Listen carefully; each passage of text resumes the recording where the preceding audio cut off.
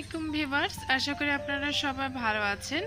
আজকে আমি খুবই কম সময়ের মধ্যে ঝটপট করে কিভাবে আপনারা বেবি প্যান্টের মধ্যে এমব্রয়ডারি কাজ করতে পারবেন সেটি দেখাবো।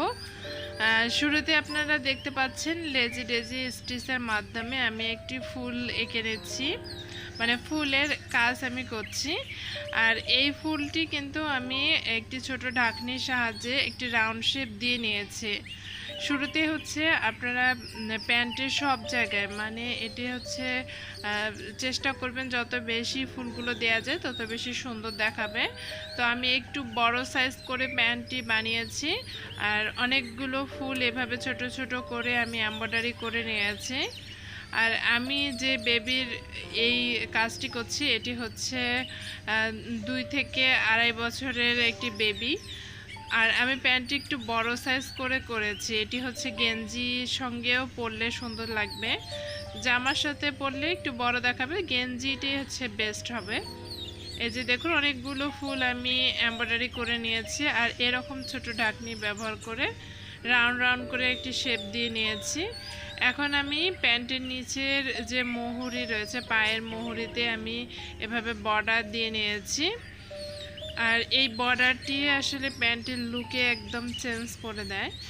এভাবে হচ্ছে চেন স্টিচের মাধ্যমে প্রথমে একদিকে চেন স্টিচ দিয়ে নেবেন এবং এরপর আরেক দিকে চেন স্টিচ দিয়ে নেবেন।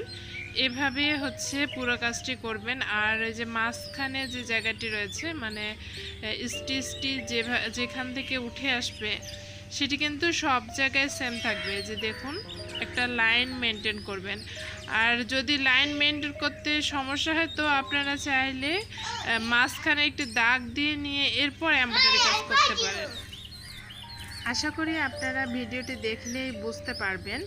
আসলে ভয়েসের থেকে ভিডিওটি দেখে বোঝানোর আসলে বিষয়টি আরও বেশি ক্লিয়ার হয়।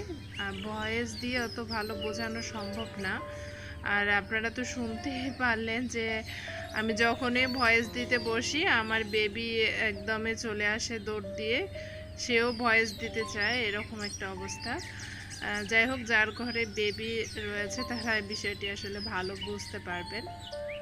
আর আমার চ্যানেলটিতে কিন্তু এ ধরনের আরও অনেক ভিডিও রয়েছে, আপনারা চাইলে আমার চ্যানেলটি ভিজিট করে দেখে নিতে পারেন।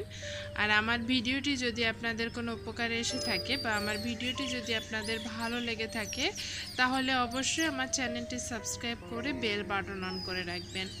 এতক্ষণ ভিডিওটি দেখার জন্য অসংখ্য ধন্যবাদ। ভালো থাকবেন। আসসালামু আলাইকুম।